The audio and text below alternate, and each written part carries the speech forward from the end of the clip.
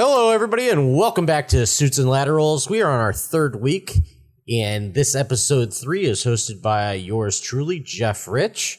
I'll be joined today by a familiar voice on this podcast. He's the only one that's made it to every show, Damian Bowman. What's going on, Damian? Not much, Jeff. Sitting in beautiful Dallas, Texas tonight. How are you? I'm doing well. You know, it's a little hot out, but I got a vacation. I got away from the heat a little bit, got up to the northern part of the country, Bellingham, Washington, if you've ever heard of it. I have. So back here in the Valley of the Sun, and I was greeted by 117 when I got into my car at the Mesa Gateway Airport last Thursday. So welcome home right away. But, this is Arizona. We know what it's like in the summer, and we wait for summer to end. But I think that's more just waiting for football season to start. As a Clevelander, I hate football season for two reasons. One, the Browns are always terrible. And two, because it signals the beginning of the worst weather anywhere, or at least it feels like it. It is. You know, I'm going to my first Browns game in 15 years next month, and it's the opener because I'm not going to watch December football. And it's twofold with Cleveland as well, because you have the terrible December weather and you have a terrible football team that's not relevant up, even at the week of Thanksgiving. So I can understand your frustration there with football season. Well, at least, I know the starters for the Browns only played, the first possession on Thursday, but they actually didn't look terrible. And right, like you always say, it's preseason football and the score doesn't mean anything. And they ended up losing that game. But McCown looked good and Manziel looked average. He scored, but other than that, he was average. And the defense was the defense. And hopefully, we'll be able to get more out of them this weekend. Yeah. Do you pay attention to the final score in August at all? No, I don't even know what it was last weekend. I couldn't tell you any of the scores last weekend. Could you even tell me who the Browns played at this point? The Redskins. Thank you. There you go. And, the Kirk Cousins saga continues. This is a guy that Browns fans have believed for about 3 years now that Kirk Cousins would be better than anybody that they've trotted out there as their starting quarterback. Well, is he better than Robert Griffin III? Is the bar that high for Kirk Cousins that he's equaling Robert Griffin III, or does Robert Griffin III need to outplay Cousins? I think Robert Griffin III needs to get off the can and play. It's time. I don't know what's going on with him, but he looked pretty pedestrian on Thursday against the Browns. And again, the Browns defense is quote unquote improved, but I hear that every year, so I'm probably a little biased there, but I think this weekend will be a better test for them. Of course, I don't know who they play, but I have to assume it's a team that finished the 2014 season better than the Browns. It's very likely that it was. To be honest with you, off the top of my head, I'm not going to be able to tell you that. I can tell you that the San Diego Chargers hosted the Dallas Cowboys, who do their training camp up in Oxnard, which is in LA County. So quick jaunt down to San Diego County for the Dallas Cowboys to beat the Chargers 17-7, but the final scores do not matter. Both teams seem to have their starting quarterback for the future, and San Diego just took an extra step to make sure that they stay on pace with the Dallas Cowboys and everybody else that's got a franchise quarterback in this league. Yeah, they just signed Rivers, just extended him. What did he get? 5 years and $68 million. Is that right? Guaranteed money, it was 65. Guaranteed was higher than Russell Wilson or anybody else in this league. Which is interesting. I mean, I guess, we can kind of tie this in with Eli Manning. If not Rivers and if not Manning, then who are you going to go with? So I guess if you already have those two guys and they're willing to stay and they're being productive, then you have to sign them long-term and give them kind of whatever dollars they want, even if, in the case of Rivers specifically, he has not necessarily earned the high dollars of Manning or Russell Wilson. Not at all. And San Diego is the perennially average team. I mean, they've had some good years, but those good years came when Phillip Rivers had a guy like LaDainian Tomlinson to hand the football to.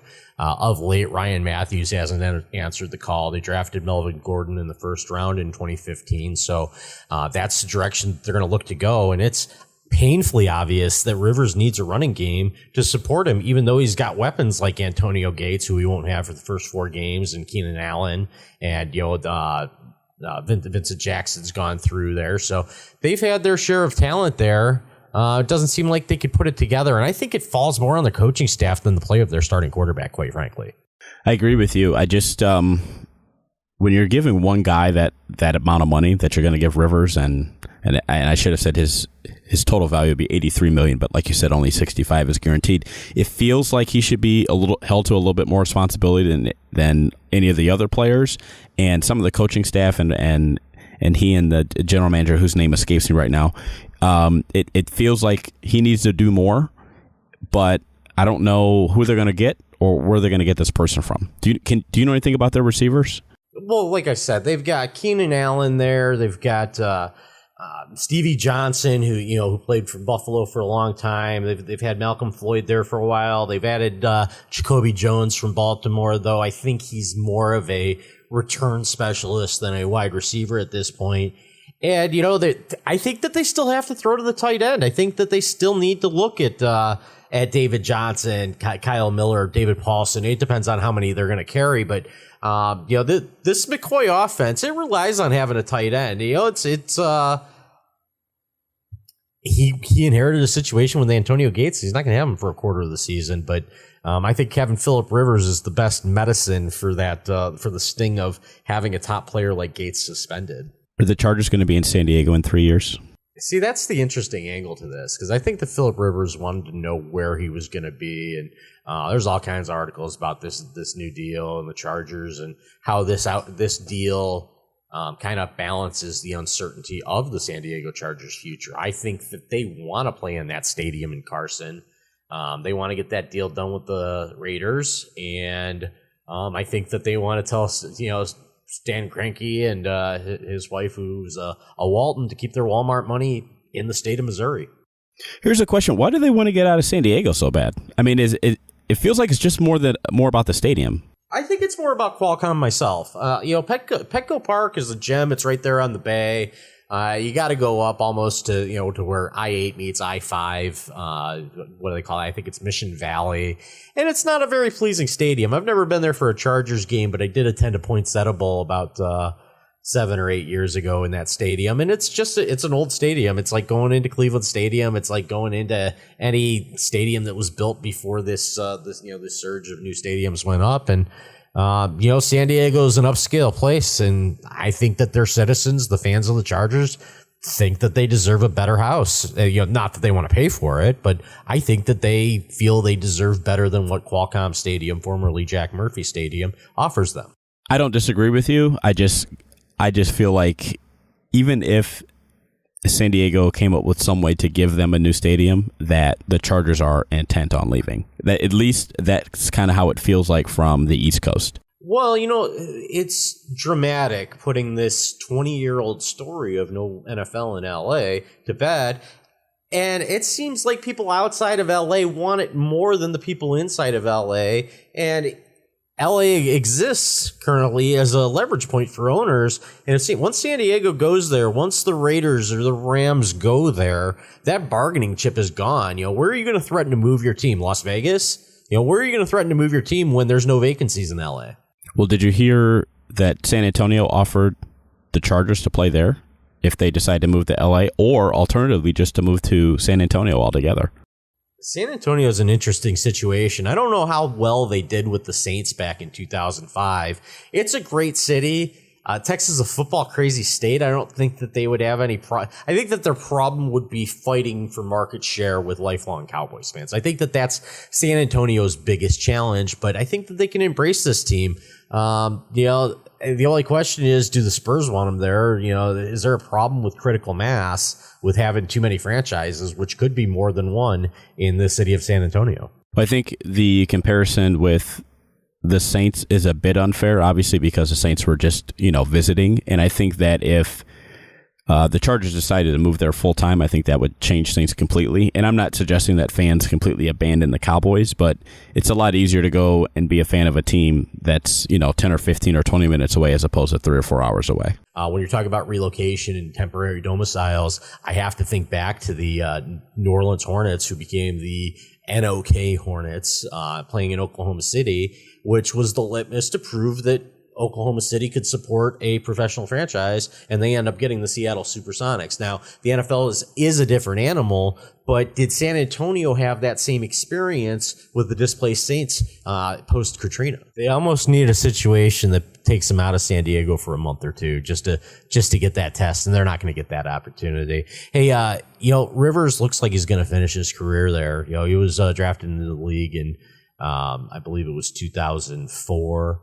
Same year as Eli Manning. In fact, he was traded for the first overall pick because Manning had wanted no part of San Diego. But smartest move or the smartest move to never go to San Diego for him? Oh, hindsight's 2020. He's got 2 Super Bowl rings. It's hard to challenge that. How many other players in this league can say that? What is it? I think the list ends at Tom Brady, Ben Roethlisberger, correct? Active players, absolutely. So you gotta say that Eli probably could not do better than the situation he ended up in with the New York Giants. It raises a funny question. Could Phillip Rivers have had the poise that Eli did when he was playoff Eli Manning? Because there are 2 Eli Mannings out there. There's the one that you tend to see about 55% of the time, and those are the seasons when the Giants pack it in October. And then you see the other Eli Manning that where the Giants decide to pack it in out of training camp and turn it on in late December, make a charge for the playoffs, and run through all the way to February.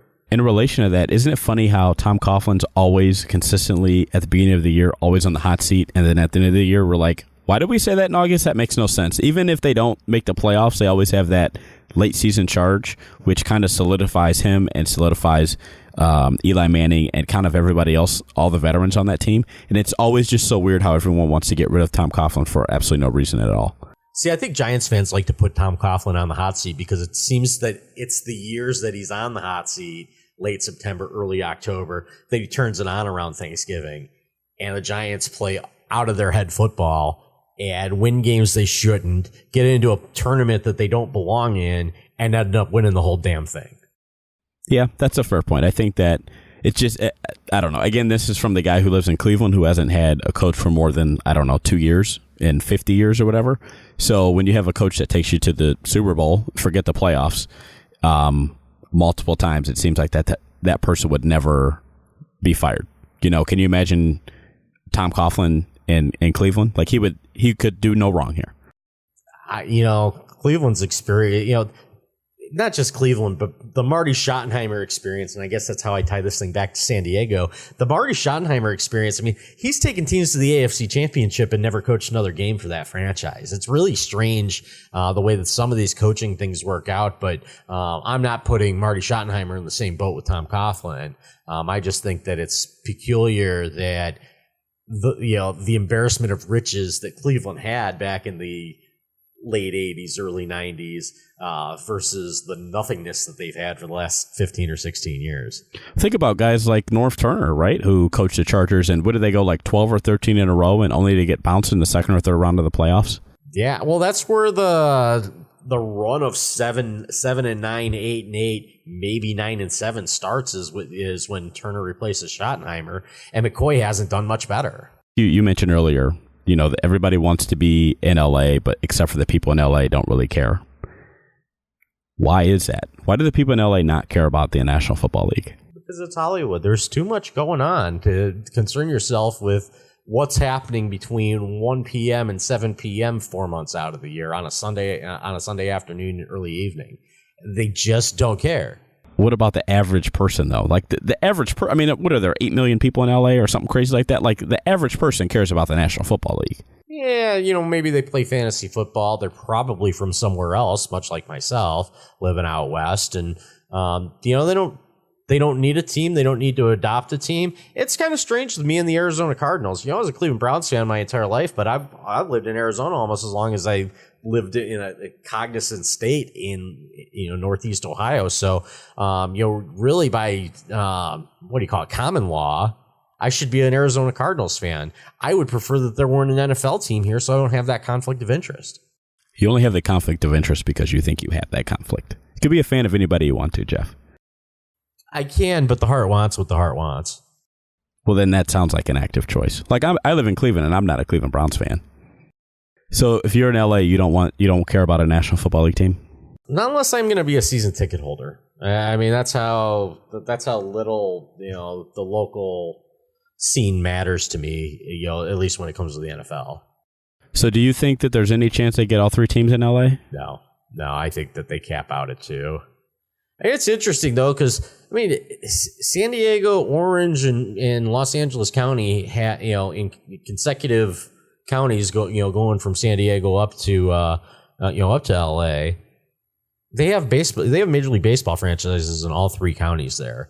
I don't know that the NFL couldn't do that, but it's a different situation. You're looking at 3 teams in Los Angeles County, and I don't know that it won't work, but I wouldn't be confident in a 3-team market working when you have 3 teams that are all basically fighting for new market share.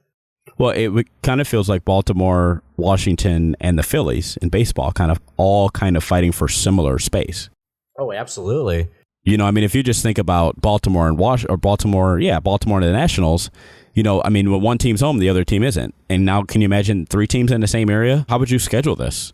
Would one team always play in the morning and one team always play at night? I'm like, it just sounds like a disaster all around. Here's my other question for you: Why can't they get a deal done in Oakland?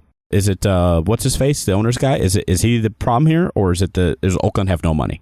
Well, Oakland has no money, but I think Mark Davis is a different animal than his father. Al Davis is obviously a legend, but I think the game passed him by, and the economics and the business logistics of it all sailed past his head, and then he owned one of the 32 NFL franchises for another 20 years after the game had passed him by. So I think Oakland's situation is more about Oakland than anything else. It's a 400,000 person town in one of the wealthiest regions in the country, and the wealth just isn't in Oakland proper. It's down in San Jose. It's across the bay over in San Francisco, and as you go south into Silicon Valley, I think that the 49ers ought to own that entire region, and they will once Oakland is out of the picture. And there's no talk of the Raiders staying in the Bay Area.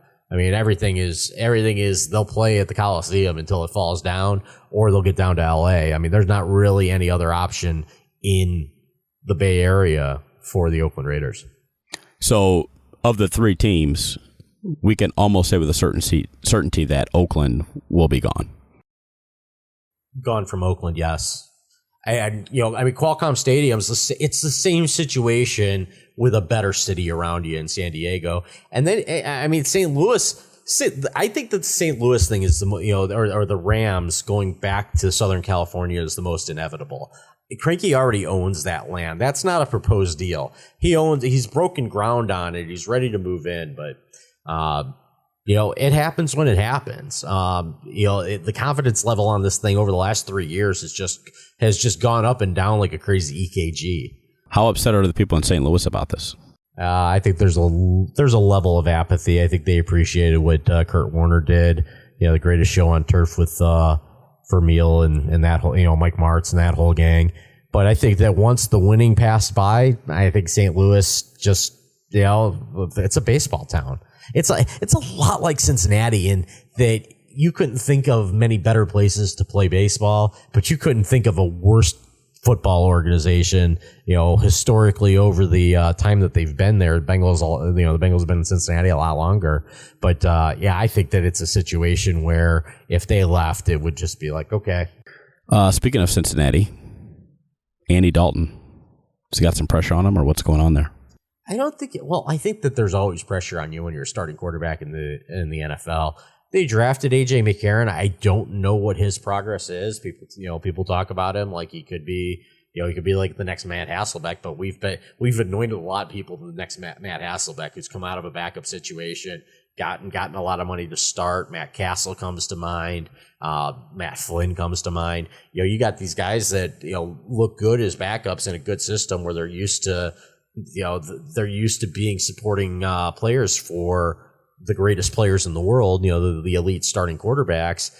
And, once you leave the nest, it's a different animal. The grass isn't always greener on the other side for these backups. All right. So, we both mentioned we're not watching a lot of preseason football, but there are players like McCarron out there that may have a lot more to prove in August than just trying to solidify their backup position. I mean, I think that, you don't get to see guys like Brock Osweiler and AJ McCarron very much. And This is their opportunity to shine. As much as we disrespect the preseason, what do you think of these backups? Either proving themselves, like the guys I mentioned, like Osweiler and McCarron, or really proving that they don't have what it takes. Guys like who's the guy from Oklahoma at Pittsburgh? Is that Landry Jones? And he hasn't been playing very well. I mean, do you think that these coaches put a lot of stock into how the twos play against other twos in August games? I actually do, because when else are you going to see these guys in production mode? You don't get live snaps against other teams, in scrimmages and stuff. You can call them live or whatever, but they're not live snaps. And I think that as much as fans hate the preseason, and I know that we talked about this in episode 0, I think that it's important for guys like Osweiler and McCarron to get out there and show what they have. Under the lights and all the pressure and all that other stuff. So I think McCarron makes it because obviously he played in a very similar system at Alabama as he's playing in at Cincinnati now. And Osweiler, he's got a lot to prove. The problem is he's playing behind Peyton Manning, and nobody knows when Peyton Manning's going to go. How about the position change for Terrell Pryor? We know that he didn't get on the field for the Browns in the first game because he had I think he tweaked his hamstring. Guy's making kind of a dramatic change, one that he could have made coming into the league in the supplemental draft, but the Raiders decided to give him a shot at quarterback. He seems to have bounced around practice squads, and the Browns are going to try to take his God-given abilities and things that you can't teach, like 6'5", and make this guy into an elusive receiver. How much does he have to prove? Has he already made the team, or does he have to prove his way in August? I think he's in no matter what. I don't know how much action he'll see this year. Obviously, he is trying to completely relearn everything he knows about football. So I think for him, August is about learning routes and learning how to catch the ball properly. But the Browns really don't lose anything other than a roster spot if they keep him on the team. So why not? And if he turns out to be decent, then you've got an extra receiver. And if he turns out to be terrible, you cut him halfway through the year and you take the $800,000 loss or whatever the guarantee money is. From a coverage standpoint, how hard is it to separate the Terrell Pryor conversion from the Johnny Manziel, attempted comeback? I think Pryor's in a better position because he's been in the league and he's played, and I think people have more respect for him, and people respect his talents at what he did in college, and obviously to a lesser degree what he did in Oakland and everywhere else. But I think all of us who watched a lot of Ohio State football knew that he wouldn't be a great NFL quarterback. And like you said, he could have made this conversion when he came into the league, but for many reasons chose not to. And from that aspect, time is not on his side. But Manziel, it feels like he has so much baggage around him that no one really is going to take him seriously until he actually is a good boy for a year. And I guess he's got to do that. He has to do that this year, or all hope might be lost for him. All right. Speaking of hope, you think about faith and you think about everything else and perhaps everything that's wrong with the way that we consume this game. But Tim Tebow giving it another crack with the Philadelphia Eagles. He's buried on the depth chart there, but he does have Chip Kelly, who is an unconventional guy there. Is there any football relevance left to Tim Tebow, or does he need to get back in the studio and work on his broadcasting career? I think that Tebow is as relevant as whoever you want to make him to be relevant as. I think that he is just trying, and if people want to give him chances, then why not? And if he's buried on the depth chart and it doesn't really affect anything, then so what? He's really being Terrell Pryor. Let's be honest here. It's pretty much the same thing. He's got to prove himself, and I don't know how Philadelphia did in their game last weekend. I know the backups look really good, but I can't tell you who they played. And I don't know if he played it at all. I don't know if he played at all, but whatever, right? Here's the thing. I never understand why people hate him so much. I never understood this. And again, if somebody wants to give him money to try and play football, then give him money and just let him do his thing. It comes down to a popularity contest, and there's polarizing figures. They're not polarizing because of anything that they do. They're just polarizing because so many people like them so damn much, and there's a segment of the population that has to be contrarian that exists in our circles as well, Damian. That he just doesn't have he doesn't have a fair shake. which, is neither here nor there. He has to play football. And I don't think that he's shown the ability to do that. He was, I believe, 4 for 4 passing against the Colts in a game where Matt Barkley started, and they didn't even put Bradford out there. So how seriously Chip Kelly's taking these games is something that I really don't understand. My final thoughts on Tebow, because I know we're trying to get out of here, is I think that everybody wants to make the comparison of quarterbacks to Peyton Manning and Andrew Luck, I guess, and Tom Brady and those guys, and Eli Manning, and these guys who do well all the time are considered elite quarterbacks or whatever. Here's the thing. Everybody can't be an elite quarterback, right? Like, can't we just have guys who are serviceable, who are, I don't know, Kyle Bowlers or whatever, who are decent, who throw the ball and manage games and everything like that? Like, why does everybody have to be an elite quarterback? And I'm not suggesting that Tim Tebow needs to be an elite quarterback, because he's not, right? Because I don't think any team will give him the chance to prove that he can or cannot be. But as far as everyone else, why does everybody have to be an elite quarterback? Josh McCown looks like he's going to be very serviceable for the Browns this year. And if he is, then guess what? The Browns should keep him for next year and the year after that, and keep him for as long as he's serviceable, and not put so much emphasis on the quarterback has to be the best guy or the most important guy on the field. If he can be a field general and just pass the ball and hand it off and not make mistakes. Yeah, we don't have a range. We don't have a range between serviceable and elite. So you have this big range of serviceable. Like, for example, I think that Joe Flacco is serviceable, but he's more than serviceable. He's good. Josh McCown is serviceable. Carson Palmer is on the high end of serviceable. We just don't. Tony Romo's good. Tony Romo's good, but he gets lost. He gets lost because that gray area between elite and average just doesn't exist. Because everything needs a label. Everybody needs a tag of sorts. I just think that Peyton Manning prime, Tom Brady prime, you could argue that his entire career, Tom Brady's a step above probably 28 or 29 other quarterbacks in this league. But there's an area of good, and I think that we're obsessed with the guy who wins the Super Bowl, and we're obsessed with the term elite, and we're obsessed with being, somebody being the best ever. That it ruins, it really ruins the moment, because we're seeing some of the best sports that have ever been played right now in 2015. I think Russell Wilson's going to be really good. And I think not really good as in he's going to be elite good, but I think he's going to be a really good serviceable quarterback. Is he deserving of the money he got? Sure, right? Whatever. It's not my money. I don't determine the market value.